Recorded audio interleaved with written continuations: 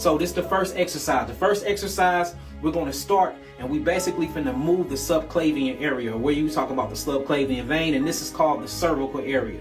You take 2 fingers, and you actually go towards your collarbone, and we're going to do 9 times. You just go 1, 2, 3, 4, 5, 6, 7, 8, 9.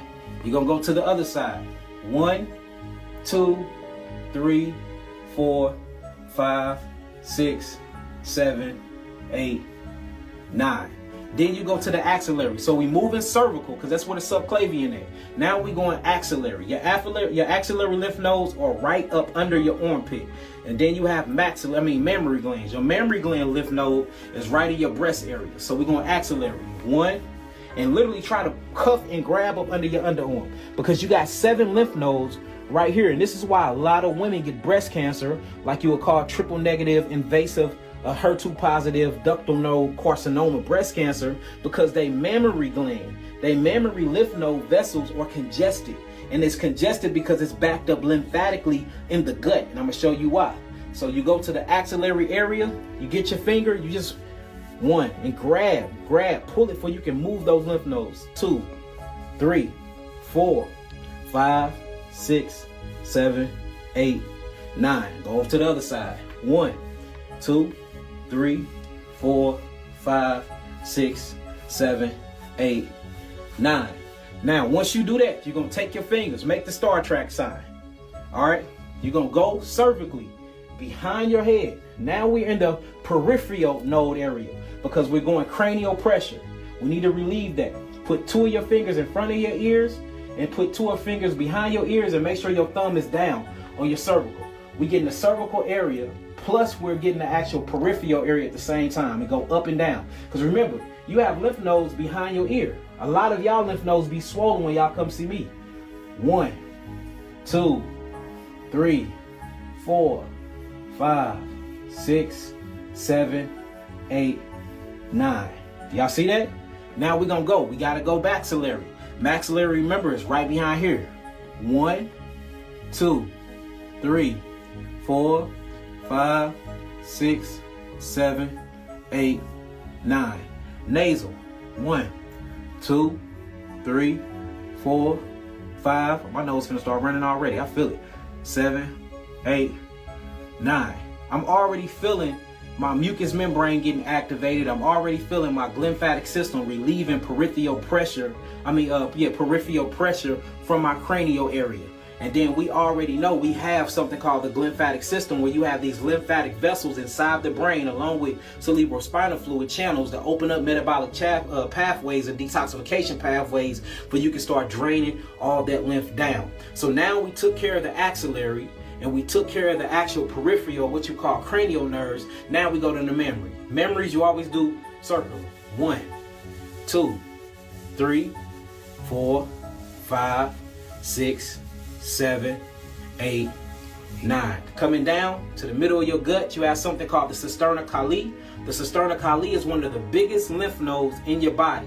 This actually what drains all of your lymphatic fluids back up to the subclavian vein, where it's low pressure at. You only gonna drain where it's low pressure at.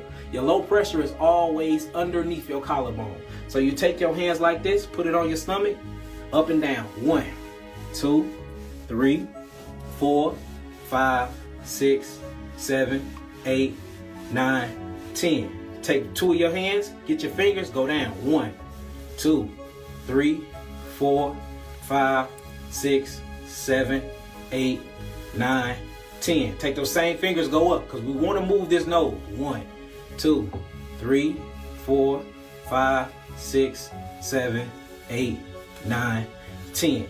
Now we're going to what you will call the iliac node.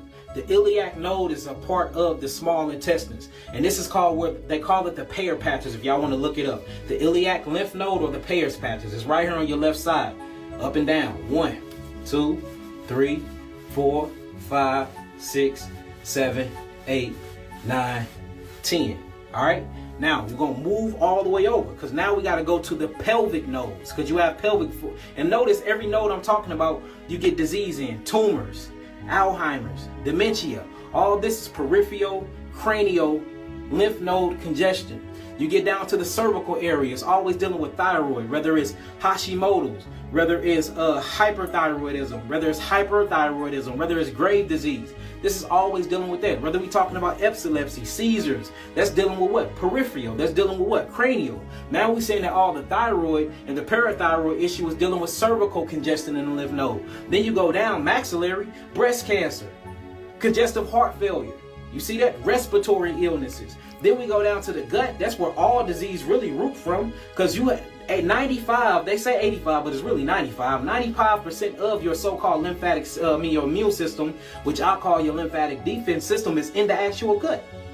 So you got the pelvic area, you have the Peyer's patches, you have the iliac nodes, you have all these different lymphatic tissues or lymphatic associated tissues within the gut. You have to move the gut. So now we're in the pelvic, going up and down. 1, 2, 3, 4, 5, 6, 7, 8, 9. And the reason why we're in the pelvic area, because that's where what at? Your appendix. Your appendix is what you will call a gut-associated lymphatic tissue. It's called the GOAT. And all of this is associated with the gut. So what we moving now is the GOAT, the gut-associated lymphatic tissues. Now we have to go to what you will call the inguinal, the inguinode. And the inguinode lymph nodes is right between is right on the creases of your groin. Notice if the inguinoid lymph nodes get congested, STDs, swollen prostate, yeast infections, everything go wrong with the reproductive organ. So you spread your legs, you get your fingers, you go through them. 1, 2, 3, 4, 5, 6, 7, 8, 9. Then you got to go back to something called the popliteal. The popliteal node, which is behind the knees. You bend down. 1, 2, 3, 4, 5, 6, 7, 8, 9.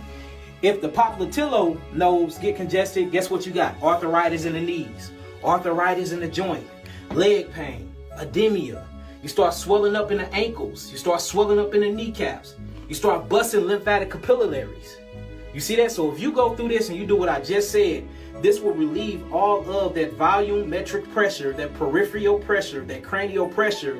You'll be able to drain the lymphatic system manually, because most of y'all issues is that y'all haven't manually drained y'all lymphatic system. And then you can do a tap method to get it into circulation, and most of these symptoms will go away. So now we did that, we got to go back through and we got to tap everything. So since we started at the collarbone, you start to tap.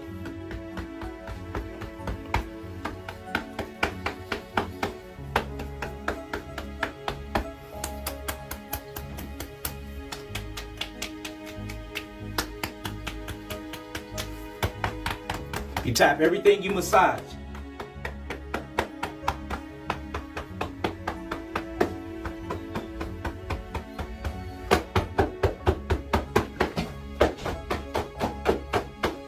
Now it's time to bring things in circulation. Circulation, you cuff your hand, and then you lift out your arm. And this is going to bring everything into circulation. Now it's time to start to get the lymphatic system circulating in the blood. We do this in 9s. 1, 2, 3, 4, 5, 6, 7, 8, 9.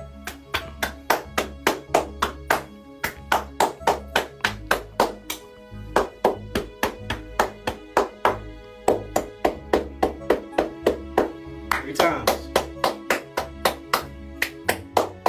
The monks do this all the time. The monks at Shaolin Temple.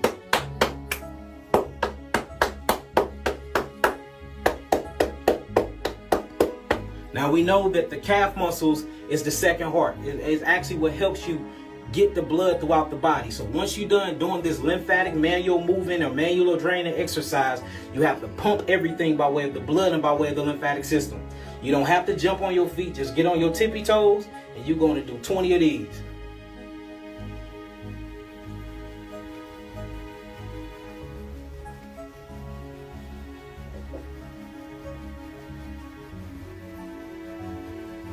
Because the calf muscle is going to pump all that blood back up into my cervical area, back up into that subclavian vein.